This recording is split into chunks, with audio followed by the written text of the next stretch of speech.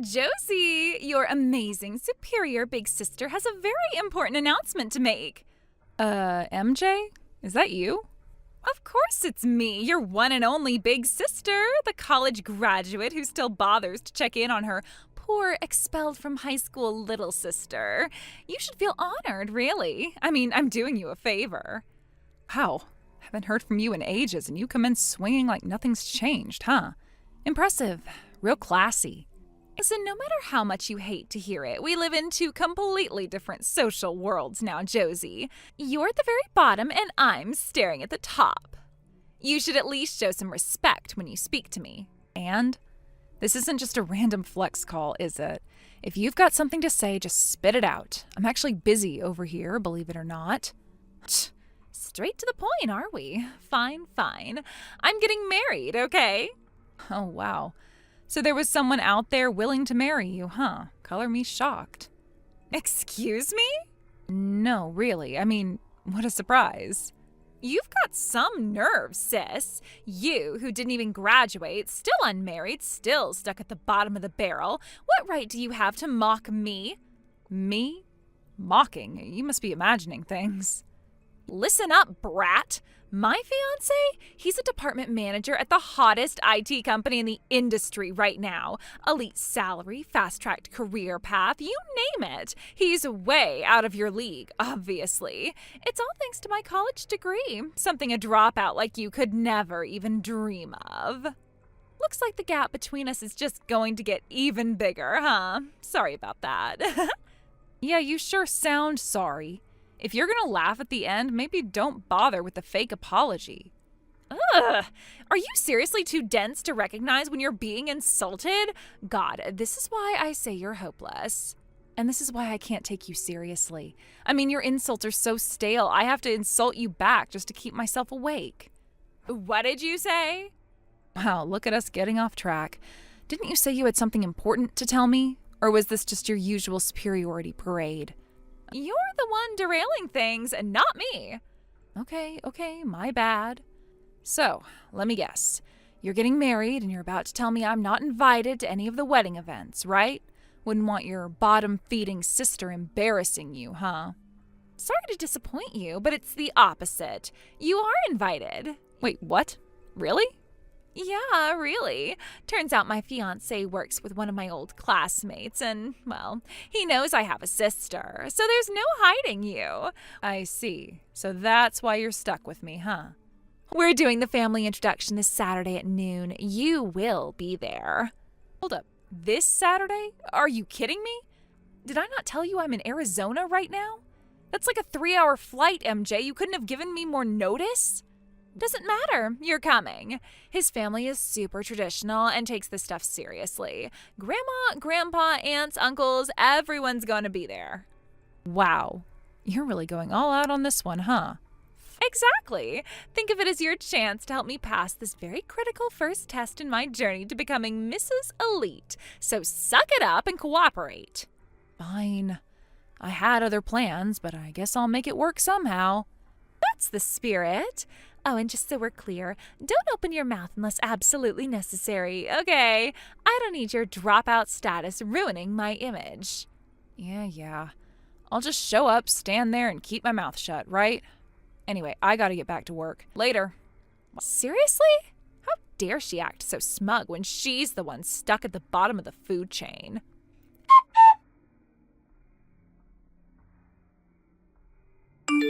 Hey, Josie, what the hell was that just now? Why were you chatting it up with my fiance like you two are old buddies? I step away for 1 second and you're already sneaking around behind my back? Even if you do know him from before, isn't there such a thing as boundaries? Or wait, don't tell me you got jealous, huh? Saw how handsome, successful, and perfect he is, and suddenly you thought, maybe I can snatch him for myself. This is exactly why I say people like you, high school dropouts at the bottom of the food chain, have no sense of decency. Wow, still playing the middle school insults card, huh? You really went all in back there during the family intro, too. Telling his parents and grandparents I'm just your embarrassing dropout sister who doesn't count as family? Or that having someone like me in your bloodline is a disgrace. You really do love showing off, don't you? Of course I do. And let me make something crystal clear. You even think about making a move on my fiance, and I will never forgive you. Relax, I'm not like you, you know. I don't make a habit of stealing other people's boyfriends. What did you say? Come on, MJ, we both know the stories. I mean, I didn't date anyone back when I was still living at home, so you never had a chance to stab me in the back directly. But everyone in town knew you had a thing for borrowing your friends' boyfriends. And not just once or twice, right? It was, what, your hobby? So what if I did? If I wanted something, I took it. That's how winners operate. Good for you. All I'm saying is you don't have to worry about me doing that. I'm not like you. I don't need to cling to someone else's leftovers to feel superior. You better not say a single unnecessary word to my fiancé. If I find out you've been filling his head with crap about me, I swear, Josie, I will make you regret it. Relax, I'm not doing anything. I'm not saying anything. Trust me, I have zero interest in your perfect little fairy tale life. Good. Just remember your place. Yeah. Anyway, I've got somewhere to be. Unlike some people, I don't have time to obsess over appearances all day. Later. Ugh, she's so damn smug for someone who's barely scraping by. What a joke.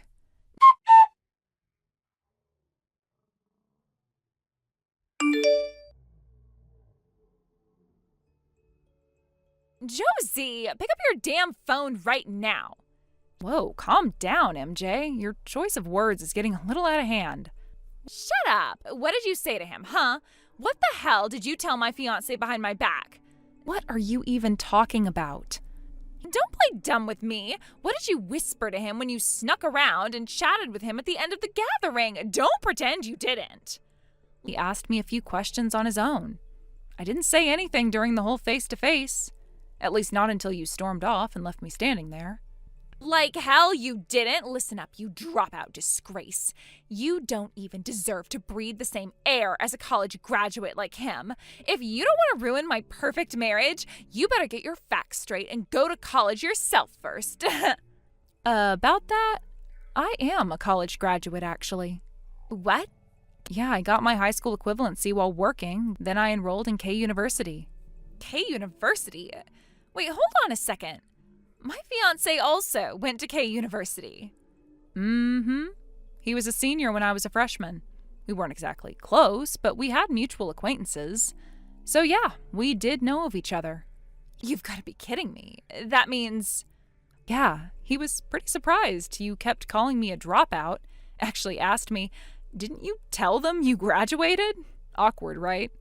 Why the hell didn't you say that sooner? I did. Remember 6 years ago? Sent a message to the family group chat.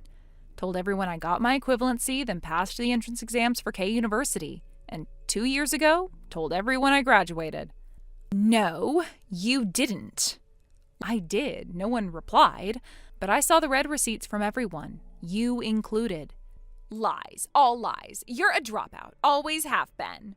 You can scream all you want, but the truth is I'm a graduate, and your fiancé, who is also my university senior, can confirm it. No. And just so you know, Grandpa, Grandma, Uncle, Aunt, they all know too. No way. And yet you sat there with them spewing your dropout trash talk about me right in front of his family while knowing nothing. But dropouts are trash. That's how the world works. Sure. Then you'll be okay when your fiancé breaks off the engagement, right? Why would he do that? Didn't know, huh? His father's a high school dropout too. Climbed his way up to an executive level through grit and persistence.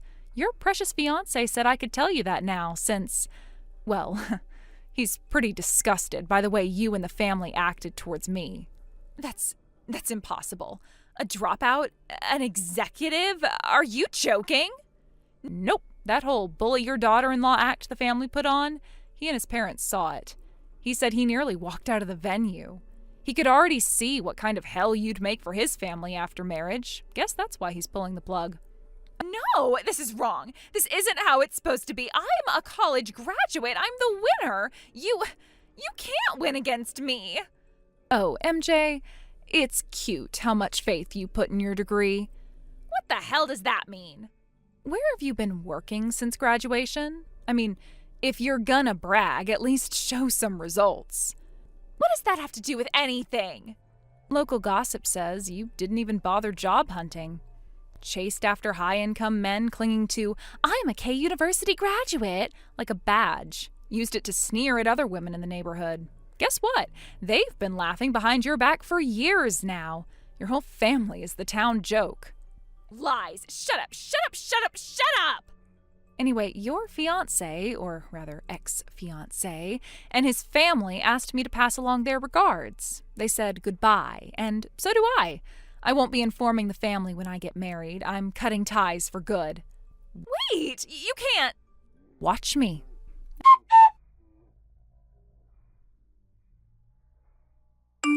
And so, in the end, it was inevitable. My sister's engagement was officially broken off by her fiancé.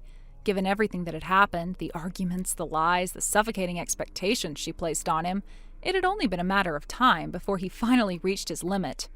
When the announcement came, there was no long discussion, no pleading negotiations, no attempts at reconciliation. It was over, clean and absolute. Surprisingly, there were no demands for compensation, no lawsuits, no insistence on returning the expensive gifts, nor talks of reparations for the humiliation that had played out like a slow-motion disaster for all to witness. He simply wanted to cut his losses and sever ties as efficiently as possible. At least, that's what he told her. But for my sister, it wasn't about the money. What she lost that day was far worse, at least in her eyes. She lost the key to a future she had meticulously crafted in her mind, a future of luxury, influence, and power. Because this wasn't just any man she had been engaged to. He was, as she had proudly bragged on countless occasions, the epitome of what she deemed high spec. He was a man with a brilliant career, a future full of promise, and a six-figure salary before the age of 30. His father, too, was an executive in a major corporation, his network sprawling across industries, promising a safety net of connections that most people would kill for. To my sister, this wasn't just a man. He was her ticket out of mediocrity, out of the dull, ordinary life she feared more than anything. And when that ticket was suddenly snatched away from her, she couldn't accept it. She wouldn't accept it. My sister wasn't the type to admit defeat. Instead, she spiraled into obsession. Her pride, her ego, both deeply rooted in appearances and status, wouldn't let her walk away with dignity. She told herself that he still loved her, that if she could just make him see, just corner him into a moment of weakness, he'd come back to her. But it wasn't love, it was delusion, and soon it turned into something far more dangerous.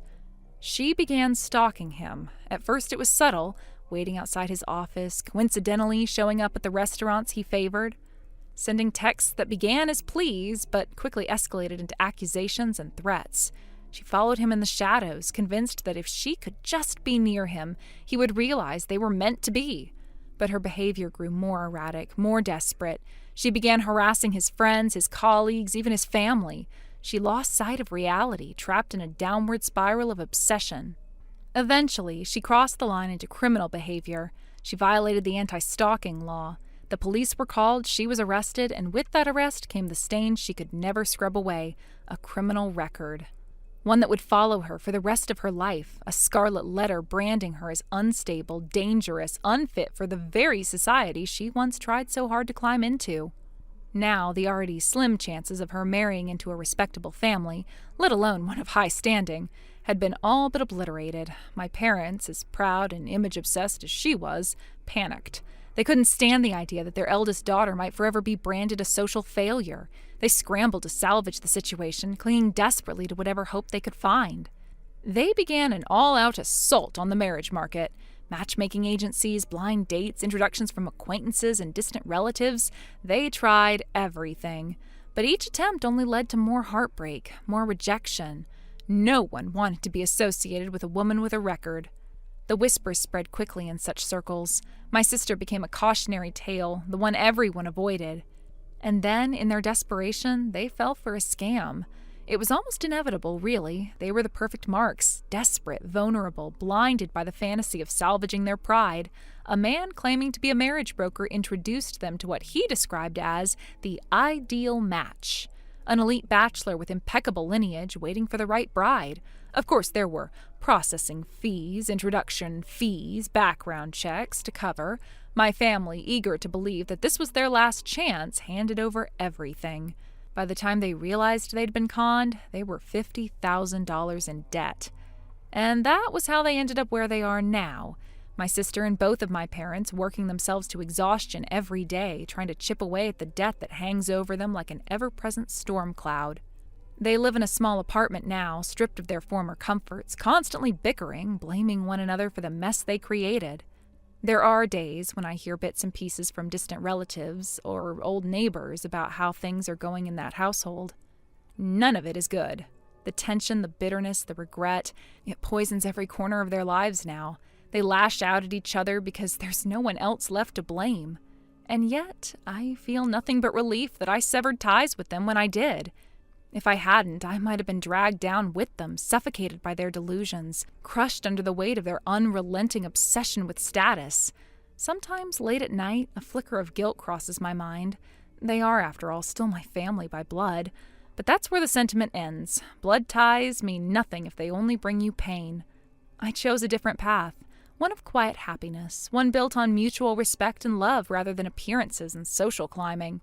I married a man who values kindness over status, sincerity over wealth. His family welcomed me warmly, offering the kind of support and acceptance I never found in my own home. Now I live a peaceful life, far removed from the chaos of my family's downfall. I've learned to appreciate the small joys, the warmth of a genuine conversation, the comfort of a quiet meal with loved ones, the freedom to live without pretense or fear of judgment. I finally understood that happiness isn't found in luxury or status. It's in the people who accept you for who you are, not for what you can bring to their image. Thank you for watching. Please subscribe and hit the like button. See you next time.